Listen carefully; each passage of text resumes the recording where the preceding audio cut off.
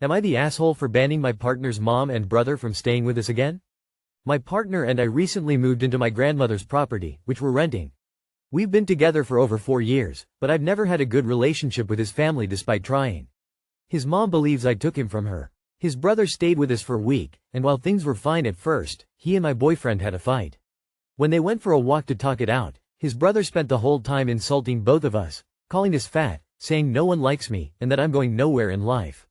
I was really upset and wanted him to leave. We compromised that he could stay another night if he stopped smoking weed in the apartment, something I had already asked multiple times. When I told him to leave his weed pen in the kitchen, he called his mom, and they both started raging at me, telling me they hate me and that I'm a terrible person. My boyfriend and I both ended up in tears. After that, I told my boyfriend I don't want his mom or brother staying with us again, and I'm done trying to build a relationship with them if they clearly don't like me. Am I the asshole? The brother called you fat, fought with your boyfriend, insulted you, wouldn't stop smoking weed in your home, and then when you set a completely reasonable boundary he called his mom so she could berate you too. Not the asshole, at all. Not the asshole. Your house, your rules. If you want him to stop smoking in the apartment, he stops smoking in the apartment. You're also allowed to invite or disinvite whomever you like, so long as your boyfriend agrees. Is your partner on board? This is a relationship question. But not the asshole. You don't even own the place. Protecting it from people who act like this might sorta be your duty to your grandmother. You can build a relationship with them over time. You do not need to invite them to stay with you since they might throw a fit and damage stuff or steal. Do not say that steal bit to boyfriend unless you are breaking up, lol. Not the asshole, but you know this isn't going to get better, right? Unless your boyfriend is willing to go no contact, it's always going to be like this with them. Not the asshole. If you're so awful, why would your boyfriend's brother want to stay in your place anyway? You shouldn't have to ask ever, at all, of a guest to not smoke in your house. Not once. Appropriate behavior of the guest is, hey, I'd like to smoke XYZ. Is it alright to do it in the house or would you prefer I do it outside? Or in my car? The porch? How are you most comfortable? Or if you aren't at all comfortable with it, I'll wait till I leave, no issue. And he had to call his mom to complain? Please, don't waste another nanosecond on this tool. Am I the asshole for refusing to walk at graduation, attend my graduation party, or go on a graduation trip?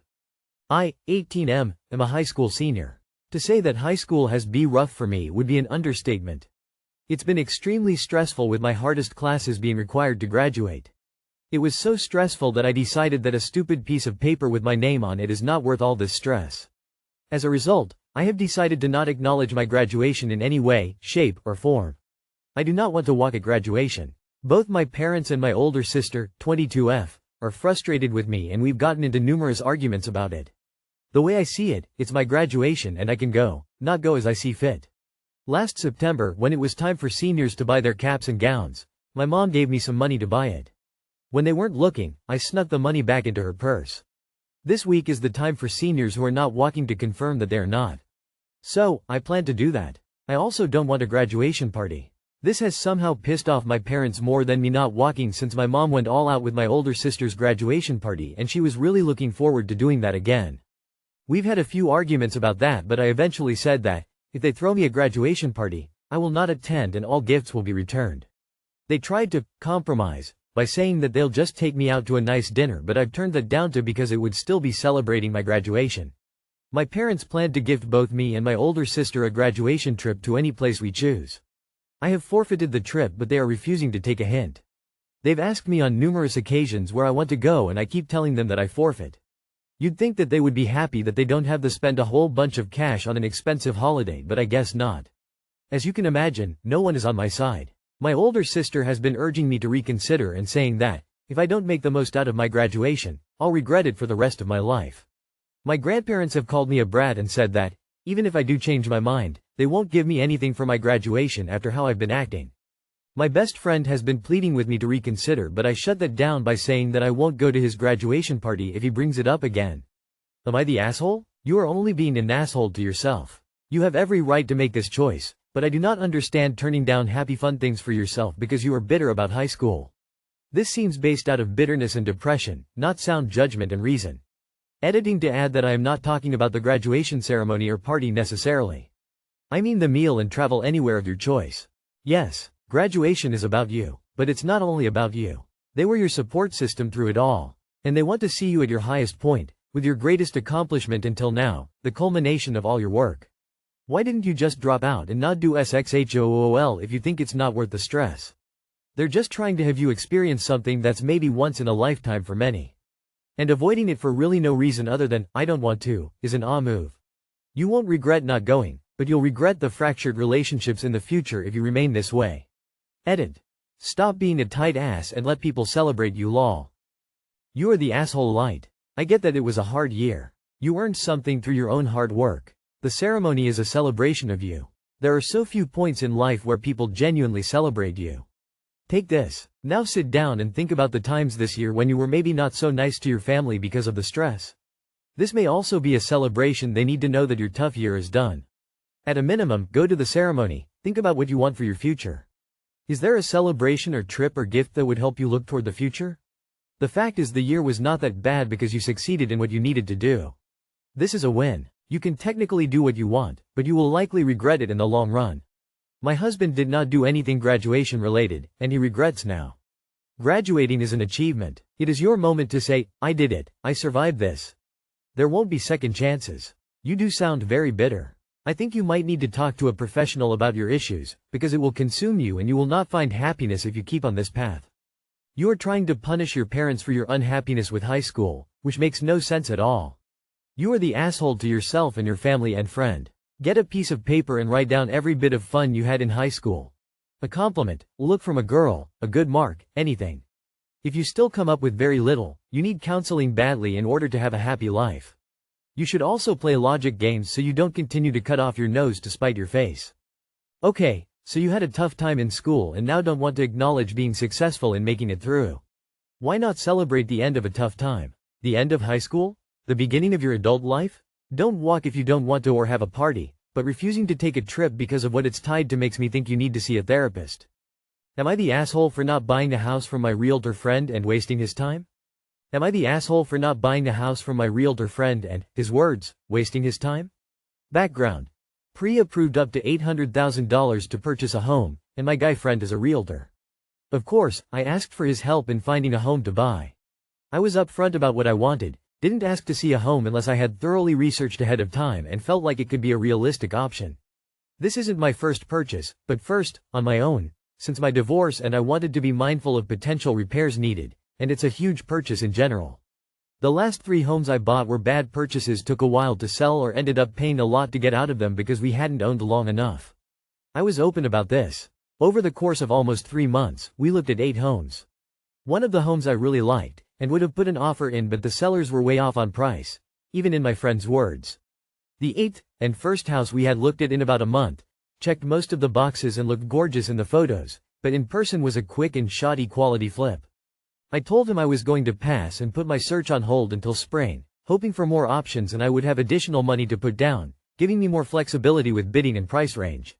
I was very surprised when he called me the next day and was frustrated, mad at me, and accused me of disrespecting him and wasting his time. I told him that wasn't my intention and apologized. A week later, he reiterated what he felt and said that this now affected our friendship and that he would no longer work with me as a client and block me on everything. It has been weeks, and I am still confused and hurt. Is he missing something here? Am I missing something, or am I the asshole? Not the asshole. Your friend is the That is literally part of being a realtor. What would be crappy is if you ended up going with a different realtor last minute too, never actually had the money to buy a home. Neither of those are true, and even if you weren't friends with him, pressuring someone to buy a house they don't want is so bad. I had a realtor that would read my face, and if she knew I didn't like a home in person she'd say, "This one isn't it." To take that a step further and block you is childish. He lost a client here and made himself look like an idiot. So unprofessional on many levels. The fuck? We literally looked for 2 years to buy our home, and looked at hundreds of houses. We had offers fall through on _3 separate occasions before we finally closed on ours. Never once in those 2 years did our realtor accuse us of wasting his time, and we were looking in the like 100–120K range. He made pennies for commission from us, especially if you take into account the amount of time he spent looking at houses with us. Your friend sucks, and I take the win of losing him as a friend, because he's a terrible friend. Not the asshole. He either doesn't understand the nature of his own business, or he's frustrated with his sales so he's taking it out on you. You did nothing wrong. A good realtor wouldn't expect a client to purchase the wrong home, or purchase one that doesn't suit them or meet their criteria. As a friend, you supported this person by using them to find a home, and giving them the income from your purchase. Not finding the right home, continuing to search, or putting the search on hold is part of this process for many people. Your friend isn't being a good friend or a good realtor in this situation. Not the asshole. Not the asshole. I'm a realtor and I would never treat anyone that way. If you used a different realtor for the actual transaction, then 100% you would have been. Did you have a contract with him? Not the asshole. Realtors are hugely overcompensated. The career is built around expecting lots of misses, and only getting a few big wins. Am I the asshole for taking a reserved car park? My sister and I were going to an event in the city that was at a theater next to a really busy theme park. We were struggling to find parking and the show was starting in 15 minutes and we saw a woman getting into her car, so we waited for her to leave. As we were waiting, a woman came and stood in the parking spot. My sister, not having it, began to reverse into the spot and asked the girl to move. She refused and my sister continued to reverse until the girl was forced to move. We argued through the window and she insisted she had the rights to the spot and her friends were on their way, but we insisted we had right to the spot because we physically had our car there, even if she physically stood in the spot before us. I know this is a common occurrence, so I really just want to know people's thoughts on reserving car parks. Not the asshole. Mate, saving a spot by standing in it is a proper mugs game. Car parks are for cars, not pedestrians playing human traffic cones. If you were already waiting for the space fair and square, then the spot's yours. Bit cheeky of your sister to keep reversing, but the other lass had no claim just cause her mates were en route. Sounds like a right kerfuffle, but nah, you're not the arsehole here. Not the asshole. You can't reserve a parking space by standing in it. What the fuck, tears of joy. The only way to reserve a parking space is to park in it. Not the asshole. Not the asshole. You cannot reserve parking spots by standing in them. Parking is first come, first served. The only time I respect a reserved spot is when someone's name is on it. The spot stander knew you were waiting, but thought she could pull a fast one.